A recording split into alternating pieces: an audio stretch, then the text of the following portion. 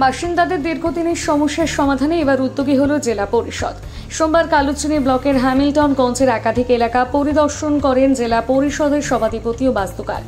সম্প্রতি এক নাগারে বৃষ্টিতে জলমগ্ন হয়ে পড়েছে হ্যামিল্টন থেকে রাজ্য সড়কের একাংশ, সুভাষপল্লী সহ বেশ কিছু এলাকা। বাসিন্দাদের অভিযোগ, শুধু এবছর নয়, 2 দশকেরও বেশি সময় ধরে এরূপ ভোগান্তির শিকার হতে হচ্ছে আমাদের। বর্তমানে অল্প বৃষ্টিতে জলমগ্ন হয়ে পড়েছে এলাকা, নদীর মতো সড়ক দিয়ে প্রবল বেগে জল বইতে থাকে।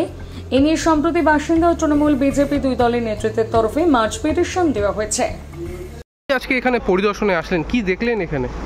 এখানে কিছুদিন আগেও ভাই তোমরা দেখেছো যে হ্যামিল্টনগঞ্জে যে ড্রেনের সিস্টেমটা যেটা আছে সেটা আমরা দীর্ঘদিন থেকে দেখছি বেহাল অবস্থায় আছে। মানে ড্রেন ব্লক হয়ে আছে, যার ফলে কি হচ্ছে, জলগুলো সমস্ত চলে যাচ্ছে মানে হ্যামিল্টনগঞ্জের সেই সুভাষ কলোনি ওই দিকটায়। তো 5 মোড়েও কিছুদিন আগে ভীষণ জল ছিল রাস্তার উপরে, মেন রোডের উপরে।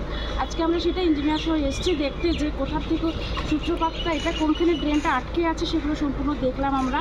তো মোটামুটি একটা চিন্তাধারার মধ্যে আমরা এসেছি একটা ব্যাপারে, যে খুব শিগগিরই আমরা চেষ্টা করবো এই ড্রেনটা ক্লিয়ার করে দেওয়ার জন্য।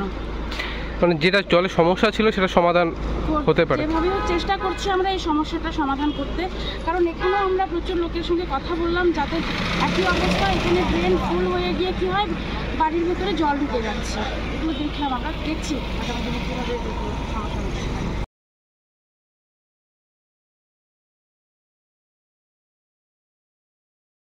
বাসিন্দাদের দীর্ঘদিনের সমস্যার সমাধানে এবার উদ্যোগী হল জেলা পরিষদ। সোমবার কালুচিনি ব্লকের হ্যামিল্টনগঞ্জের একাধিক এলাকা পরিদর্শন করেন জেলা পরিষদের সভাধিপতি ও বাস্তুকার। সম্প্রতি এক নাগারে বৃষ্টিতে জলমগ্ন হয়ে পড়েছে হ্যামিল্টন থেকে রাজ্য সড়কের একাংশ, সুভাষপল্লী সহ বেশ কিছু এলাকা। বাসিন্দাদের অভিযোগ, শুধু এবছর নয়, 2 দশকেরও বেশি সময় ধরে এরূপ ভোগান্তির শিকার হতে হচ্ছে আমাদের। বর্তমানে অল্প বৃষ্টিতে জলমগ্ন হয়ে পড়েছে এলাকা, নদীর মতো সড়ক দিয়ে প্রবল বেগে জল বইতে থাকে। এ নিয়ে সম্প্রতি বাসিন্দা ও তৃণমূল বিজেপি 2 দলের নেতৃত্বের তরফে মার্চ পিটিশন দেওয়া হয়েছে। আজকে এখানে পরিদর্শনে আসলেন, কি দেখলেন এখানে? এখানে কিছুদিন আগেও ভাই তোমরা দেখেছো যে হ্যামিল্টনগঞ্জে যে ড্রেনের সিস্টেমটা যেটা আছে সেটা আমরা দীর্ঘদিন থেকে দেখছি বেহাল অবস্থায় আছে।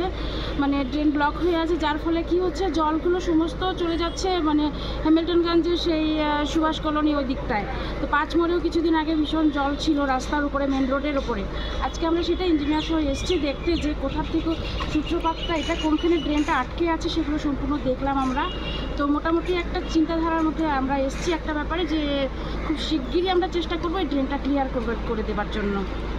মানে যেটা জলের সমস্যা ছিল সেটা সমাধান হতে পারে, যেভাবেও চেষ্টা করছি আমরা এই সমস্যাটা সমাধান করতে। কারণ এখানেও আমরা প্রচুর লোকের সঙ্গে কথা বললাম, যাতে একই অবস্থা, এখানে ড্রেন ফুল হয়ে গিয়ে কী হয়, বাড়ির ভেতরে জল ঢুকে যাচ্ছে। এগুলো দেখলাম, আমরা দেখছি আগামী দিনে কীভাবে সমস্যা হচ্ছে।